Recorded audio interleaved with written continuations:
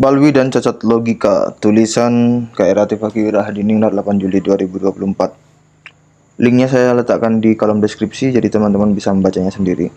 Tanggal 8 Juli 2024 ini ada 4 tulisan baru di RMI NU Banten. Produktif sekali ya para penulis RMI NU Banten. Balwi dan Cacat Logika, logical fallacy. Definisi logical fallacy adalah kesalahan dalam cara berpikir dan menyusun argumen yang menyebabkan kesimpulan yang salah dan tidak masuk akal. Bentuk logical fallacy: 1. Logika yang keliru. 2. Bahasa yang menyesatkan. 3. Emosi yang tidak tepat.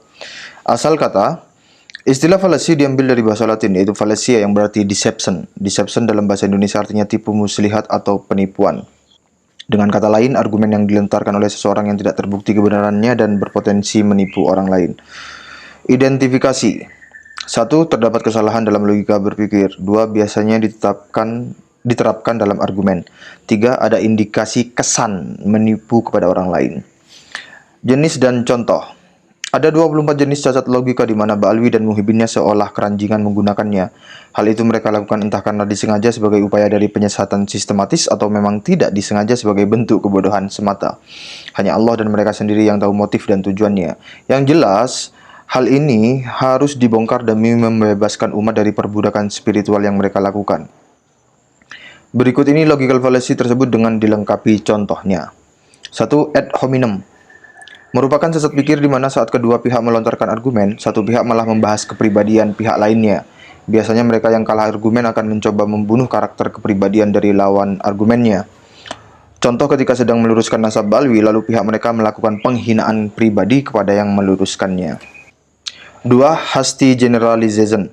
Bisa jadi ada pihak yang meluruskan nasab habaib memang memiliki kelemahan secara pribadi atau metodologi, dan hal ini segera digeneralisasi atau dipukul rata kepada semua pihak yang ikut meluruskannya. 3. Strawman. Biasanya ini metode penyesatan yang memakai penggembira atau supporter. Ketika terjadi adu argumen, ada pihak lain yang menyimpulkan dengan cara yang salah dan digunakan sebagai senjata oleh pihak rekannya. 4. Post hoc. Sebuah argumen di mana suatu pihak terlalu melebih-lebihkan sesuatu dan terlalu mempercayai suatu hal. Tidak cukup itu saja, lawan bicaranya juga ditekan agar ikut mempercayainya. Misalnya, ketika Ba'alawi menyampaikan bahwa datuknya ada yang mi'raj ke langit 70 kali dalam semalam, atau datuknya mampu menurunkan rantai emas padahal hingga kini Hadramaut masih miskin, atau bentuk cerita karomah bombastis lainnya. Dan apabila sampai tidak percaya, digeneralisasi seperti orang yang tidak percaya kepada mukjizat Nabi, yaitu orang yang tidak beriman dan tidak berhak dapat syafaat Nabi. Circular reasoning, argumen yang terus diulang-ulang tanpa bukti yang kuat. Misal berargumen bahwa Habib itu nasabnya asli zuriat Nabi karena sudah disahkan oleh lembaga pencatat nasab mereka, yaitu MDRA. Ketika ditanya apa buktinya, jawabannya kembali lagi, ya karena sudah disahkan oleh RA, dan RA itu lembaga paling sahih sebagai pencatat keturunan Nabi. 6. Burden of proof. Jenis sesat berpikir di mana salah satu pihak mengeluarkan tantangan agar pihak lain mengeluarkan bukti dari argumennya. Kalau tidak bisa mengeluarkan, maka dianggap argumen pihak penantanglah yang benar. Misal, pihak Ba'alawi menantang untuk mengeluarkan dalil bahwa kitab sezaman itu diperlukan demi membuktikan kebenaran nasab. Kalau tidak bisa mengeluarkan dalilnya, maka kitab sezaman itu bukan syarat mutlak pembuktian. Ini maksudnya dalil yang mengutip dari kitab. Padahal logika berbicara, bila datanya saja gak ada, apalagi selama 550 tahun, maka bagaimana mengkonfirmasi kebenarannya, lawang yang mau dikonfirmasi tidak ada datanya. Ini sama halnya seorang ateis menantang untuk menunjukkan keberadaan Tuhan. Maksudnya adalah secara material ya. Bila tidak bisa menunjukkan, maka Tuhan itu tidak ada. 7. Begging the question. Argumen yang tidak jelas itu pernyataan atau pertanyaan, sehingga yang mendengar menjadi kebingungan. Bagi mereka yang nalarnya lemah, akan menyerah dan mengikuti arus penyesatannya. Misalnya, nasab habaib itu jelas seperti matahari di siang bolong. Bagaimana mungkin mereka berani meragukannya, sedangkan sudah seterang matahari yang terang benderang? 8. False dilemma. Teknik ini sangat efektif kepada mereka yang lemah nalar atau malas berpikir, yaitu dengan memberikan dua pilihan yang salah kepada lawan bicaranya. Sekarang pilih. Kalian ingin dapat syafaat Nabi dengan mempercayai nasab kami, atau memilih beresiko mati kafir bila meragukan nasab kami? Di ranah ilmu yang lain disebut double bin. 9. Appeal to nature. Jenis sesat pikir yang satu ini membuat orang berpendapat kalau semua hal yang alami atau rutinitas adalah baik, benar, dan tidak terbantahkan sama sekali. Contohnya, tiap hari kita melihat bahwa matahari terbit dari timur lalu bergeser ke barat. Demikian setiap harinya. Maka disimpulkan matahari berputar mengelilingi bumi dengan arah dari timur ke barat. Padahal kenyataannya, bumilah yang beredar mengelilingi matahari sebagaimana planet-planet lainnya di tata surya kita. Contohnya lagi, di Majelis Ba'alwi tiap hari Ratibul Haddad dibaca, tiap malam Jumat Maulid Habsi dilantunkan, dan tiap tahun banyak haul Habib diselenggarakan. Di situ disebutkan berulang-ulang bahwa nasab mereka tersambung ke Nabi SAW melalui garis lurus laki-laki. Maka tidak ada alasan untuk tidak mempercayainya lagi, atau wajah mereka yang tanda kutip ngarap, maka jelas lebih pantas mengaku sebagai keturunan Nabi daripada kiai-kiai pribumi, walau sudah mendapat isbat nasab dari Nakoba internasional sekalipun. Padahal pengulangan narasi ribuan kali belum tentu itu sebuah kebenaran bila tidak diuji dengan kaidah yang benar. Dan wajah saja tidak bisa menentukan kebenaran dari suatu keturunan yang benar, yaitu dari kajian pustaka dan genetika. 10. Anekdotal, yaitu dengan menggunakan pengalaman pribadi dan sampel tertentu secara subjektif untuk pembenaran. Misal dia ke majelis Habib Umar bin Hafiz di Tarim Yaman, dan di sana diakui beliau seorang cucu Nabi. Kemudian ke Dubai datang di majelis Habib Ali Jufri, dan di sana pula diakui sebagai keturunan Nabi. Demikian pula ketika Habib Zain bin Sumaid di Madinah dan Habib-Habib lain di Malaysia, India atau di Oman. Semua murid-murid dan sekitarnya mengakui semua Habib itu adalah cucu Nabi. Maka tidak ada alasan bahwa di Indonesia menolaknya.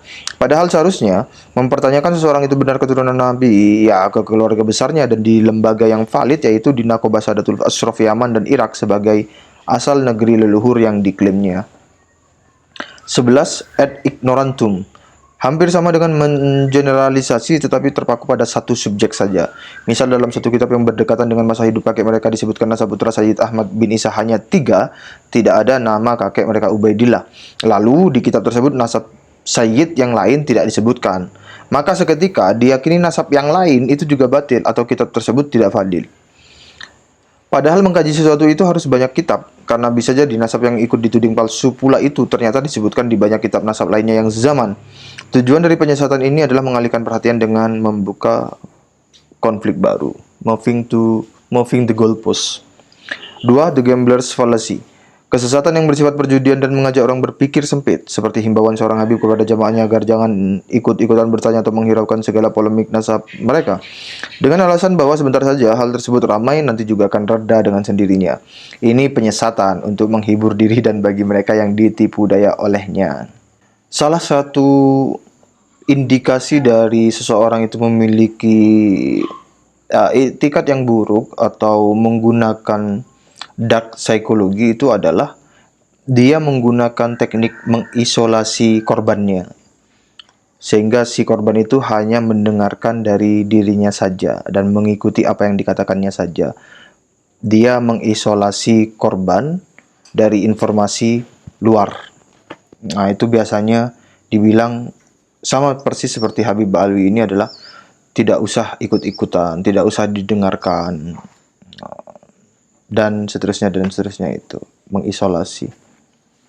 Kalau orang itu benar ya, secara realitas objektif mencari kebenaran, maka dia akan memberi dan mendorong para pengikutnya, para santrinya untuk mengkaji atau memperoleh informasi seluas-luasnya, sebebas-bebasnya.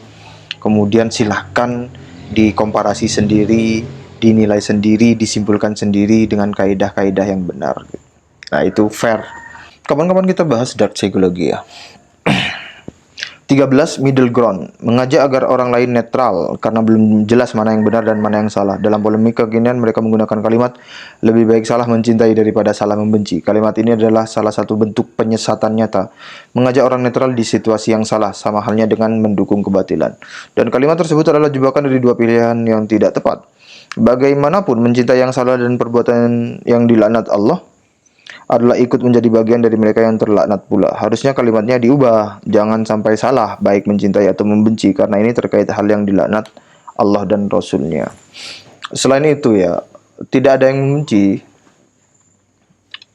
Dari kajian nasab ini tidak berdasar kebencian juga. Begini, Emosi benci itu intensitasnya itu mendalam. Ada tidak suka, ada risih, ada benci, dan ada berbagai spektrum-spektrum emosi lainnya. Kalau benci itu sudah mendalam. Nah, di sini kita tidak pada tahap emosi intensitas yang mendalam sampai level benci itu.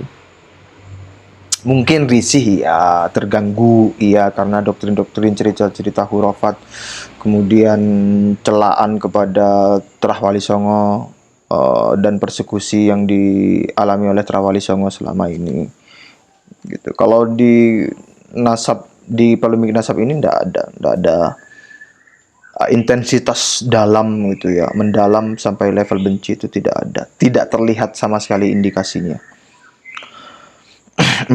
False cause. Kita diajak untuk mengaitkan sesuatu yang tidak ada kaitannya sama sekali. Misal suatu daerah terkena bencana alam karena masyarakatnya dituduh tidak ramah pada Habib. 15. Appeal to popularity. Penyesatan yang mengajak orang percaya karena disetujui oleh banyak orang. Dalam kaitan dengan isu nasab Habib, mereka memakai kaidah syurah wal istifadah.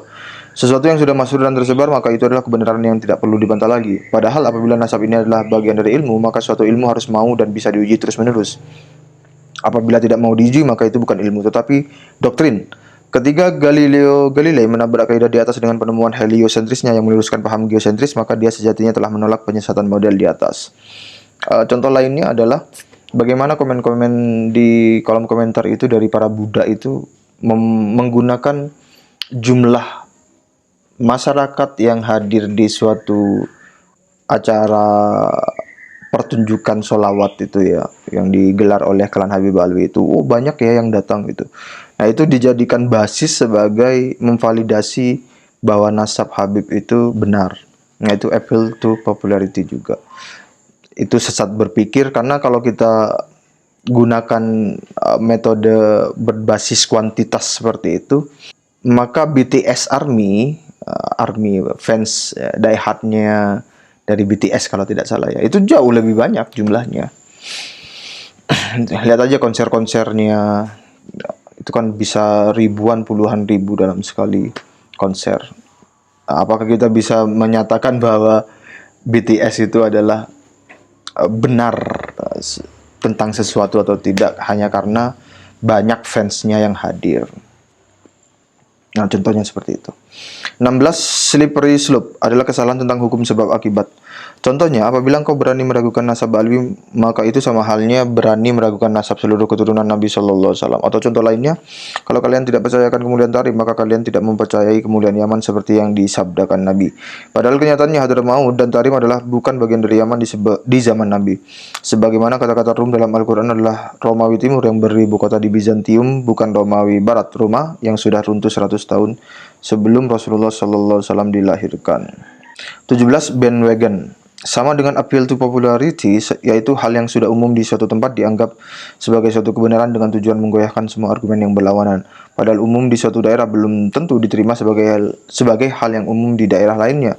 Contohnya, mari kita tanyakan keumuman Ba'alwi sebagai zuriyah Nabi di negeri asalnya Yaman sana. Nah, ini video short nanti saya tampilkan. Di Indonesia, ini menurut mahasiswa yang ada di sana. Untuk mengisbat maupun ya udah, aku bacain Nakoba Al-Hasani. Jangan dulu dipotong, bro. Al-Muntaqafi Aqabil Hasan wal Majtaba. Aku bacain ya. Mau dengerin ya. Mau dengerin baik-baik. Ya. Di sini kata mereka, wa kaifiyatu thubutin nasab dan nasabah. Cara mengetahui ya, ini sudah pernah kamu bilang, sudah berkali-kali saya dengar. Enggak usah berulang. Berkali-kali kok enggak tahu kok tadi. Iya, yang saya lihat itu kesaksian langsung dari Nakoba, apakah betul? Kalau kau memang pernah dengar, apa selanjutnya? Iya, yang kamu bahas di sana itu bahwa sudah ada pencatat nasab dari keluarga Al-Hasan itu di zaman itu yang kamu mau sampaikan.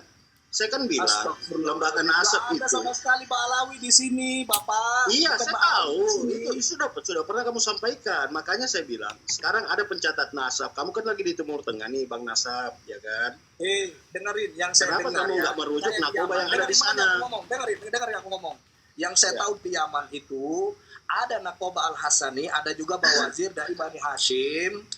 Orang-orang Bawazir ini ketika kita tanya di Yaman itu tidak tahu nasab Alawi itu benar apa tidak. Malahan mereka mengatakan ka'annahum fil manam. Mereka mengira itu seperti dalam mimpi. Mereka mengatakan kami durian Nabi. Terus Naqoba Al-Hasani yang bermazhab Syiah Jaidiyah yang ada di Shimal juga tidak mengenal yang namanya Naqoba Ba'alawi yang ada yang seperti yang Anda ini kegembung-gembungkan sekarang. Ada bukti anunya. Ada buktinya. Ada. Enggak, maksudnya ya oke. Begini, maksud saya itu Bang Nasab palsu ini terus dengerin selanjutnya. Yang diketahui oleh negara Yaman tentang Ba'alawi ini adalah orang yang hijrah dari apa? Dari apa teman-teman? Allahumma sholli ala Muhammad, lupa saya namanya.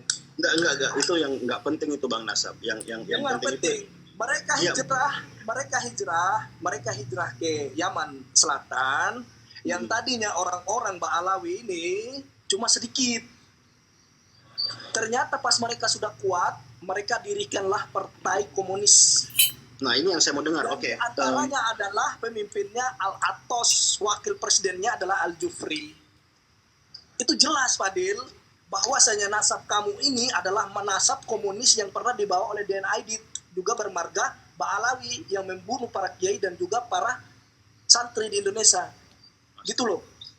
Nah, ini yang oke Bang Nasab, nah yang ini yang saya cari. Nah, maksud saya itu yang kamu datangi untuk mencari bukti memang saya datangi. Kenapa saya belum sebarkan sekarang buktinya? Karena saya masih belajar di Yaman. Saya belum berani untuk sebar itu. Nah, yang ini loh Bang Nasab. Jelas, kalian mau penggal maksud saya itu begini loh. Saya, leher saya mau dipotong, ini dari tadi yang saya mau dengar sebenarnya. Nah, begini Bang Nasab. Yang memang antum datangi itu memang An-Nasabah, Naqoba ya. Mana wih, ente mempermainkan ini Bawazir tuh. Itu Naqoba besar di Yaman. Saya datang ke rumah besar apa nama Naqobanya? Itu Naqoba Bani Hashim mereka. Oke. Ini loh, dari tadi tuh kita berdebat, ini yang saya mau dengar dari Bang Nasab. Gitu. Jadi antum sudah datang ya, sudah mengecek. Sekarang begini. Oke. Ba'alawi ini datang, antum tahu sendiri mereka datang. Enggak, jangan dulu bernarasi, Bang. Jangan dulu bernarasi. Bukan saya mau bernarasi, memang buktinya begitu kok bernarasi sih. Enggak, yang saya mau dengar itu apa aja yang disampaikan pihak Naqoba di sana mengenai Ba'alawi. Ya, itu aja dulu. Dengerin pertama, Okay. Kami datangi Naqoba Al-Hasani yang berpaham Syiah Jaidiyah yang berada di Shimal, Son'a, Hudaidah.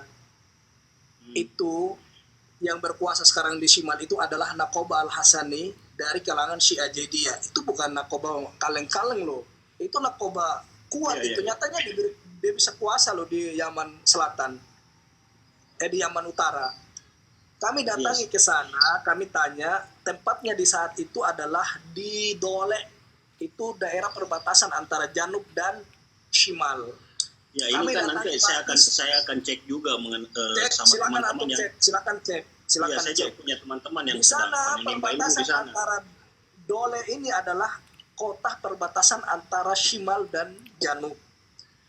Di sini kami datangi Naqoba Al-Hasani ini menanyakan tentang Ba'alawi. Di antara mereka ada yang kenal, tapi kenalnya di zaman yang silam itu adalah orang pendusta. Apa tadi namanya? Dole ya. Apa namanya tempatnya tadi, daerahnya? Nama daerah perbatasan antara Shimal dan antara Shimal dan Janub. Kami tanya ke Naqoba Al-Hasani yang berpaham Syiah Jaidiyah di Yaman Utara, itu tidak pernah kenal yang namanya Ba'alawi atau Naqobah Ba'alawiyah. Itu nggak kenal mereka. Kalau perorangan mereka kenal. Terus yang kedua kita juga tanya ke Bawazir masalah kebenaran Naqobah Ba'alawi ini. Tidak ada yang kenal. Begitu loh. Makanya kamu kalau misalnya teriak-teriak membela nasab, kita sendiri yang ada di tempat kelahiran mereka, kami nggak mendapat pengakuannya orang-orang Yaman kalau mereka termasuk durian Nabi. Malahan perkataannya dari Bawazir mereka ka'annahum fil manam, yakni mereka itu seperti di dalam mimpi mengaku-ngaku durian Nabi, alias mereka itu bukan durian Nabi. Paham? Begitu. Ya, ini kan ini saya mesti cek dulu, mengkonfirmasi. Saya juga punya kenalan, saya juga punya sepupu yang sedang menimba ilmu di sana, ya saya akan tanya dulu. Silakan tanya. Begitu. Terus, ini yang saya mau dengar. Dari tadi kita berdebat kusir. Sedangkan Mbak Alawi, dengerin Fadil. Sedangkan Mbak Alawi sendiri di sekarang ini mereka mengatakan di zaman abad ke-5, ke-6, ke-7 itu tidak ada ulama yang muktabar penulis kitab nasab. Mereka menyangka itu semuanya. Sebentar. Sedangkan Hasan ini mengeluarkan kitab yang namanya Al-Muntaqa fi Aqabil Hasan Al-Mujtaba. Penulisnya adalah Asy-Syarif Ihab Yaqub Al-Katabi Al-Hasani, itu menulis kitab. Di dalam halaman ke-8-nya ente lihat, mereka Ba'alawi mengatakan di zaman abad ke-4, ke-5, ke-6 itu tidak ada ulama yang mutabar, tapi dibantah sendiri oleh sesama Duriyah. Kalau mereka seorang Duriyah, kata Naqaba Al-Hasani apa? Wa kana hadzal ilmu min ulumi ar-raji'ati fil ajyali al-madiyati wa bil khusus fil qarni ar-rabi wal khamis wa sadis fa sannafa katsirun min al-muallifina kitaban fil ansabi imma muktasatun au mukhtasarun au musajjarun. Itu lihat, kata mereka sangatlah salah kalau ada seseorang yang mengatakan di abad ke-4, ke-5 itu, ke-6 tidak ada ulama yang muktabar. Kata mereka, fasanafa katsirun minal muallifina kitaban fil ansabi, sangat banyak ulama yang muktabar yang menulis tentang kitab itu loh. Kenapa dari Ba'alawi mengatakan nggak butuh, harus abad ke abad, karena abad ke abad itu cukup karena begini loh. Sedangkan Naqaba Al-Hasani sendiri mereka begini, sudah jangkauannya orang terdahulu itu nggak sama seperti sekarang, ada teknologi. Sudah, itu narasi tidak masuk akal. 18. Defalasi, yaitu penggiringan opini bahwa ketika suatu klaim dibantah dengan cara yang buruk, maka argumen tersebut adalah salah. Misal ada seseorang yang bahasanya tidak sopan mempertanyakan nasab Ba'alawi, seketika dicap bahwa dia telah tidak benar tindakan dan materi gugatannya. Kesimpulannya, penyesatan dengan diarahkan lebih melihat tampilan daripada isi atau substansi. 19. Appeal to emotion, suatu penyesatan dengan memanipulasi emosi orang lain. Misalnya kini kaum Ba'alawi telah melakukan playing victim atau sok merasa menjadi korban, bahwa dengan kekritisan ini merasa nasab mereka dibegal dan diadu domba dengan ulama-ulama pribumi Nusantara. Padahal sesungguhnya mereka lah yang selama ini berlaku arogan, rasis, membelokkan sejarah, melakukan belah bambu dan mengadu domba bangsa ini. 20. Ambiguity, penyesatan dengan penggaburan argumen. Misalnya, kenapa kok sekarang banyak orang yang usil ngurusin nasab Habib? Apa mereka kurang kerjaan? Padahal mereka lah yang selama ini kurang kerjaan membelokkan nasab orang lain dan koar-koar di setiap mimbar bahwa nasab mereka paling mulia sementara yang lain lebih rendah derajatnya. 21. Personal incredulity, menggiring agar orang lain tetap tidak tahu dan mengikuti si penyesat. Sudahlah, kalian jangan ikut-ikutan karena ilmu nasab ini berat, karena hanya orang yang alim dan bersih hatinya yang bisa memahaminya. Kalian juga harus mengerti tentang negeri Yaman dengan segala kondisinya selama ratusan tahun ini.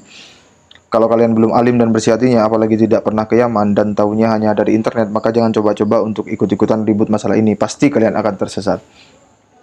Padahal masalah nasab ini adalah hal yang sangat mudah pembuktiannya, apalagi di zaman yang mutakhir seperti sekarang, di mana komunikasi dengan nakobah dunia atau bepergian antar negara dan mendapatkan data juga lebih mudah. Dan tak lupa, ilmu genetika sudah demikian mutakhirnya dengan tes DNA.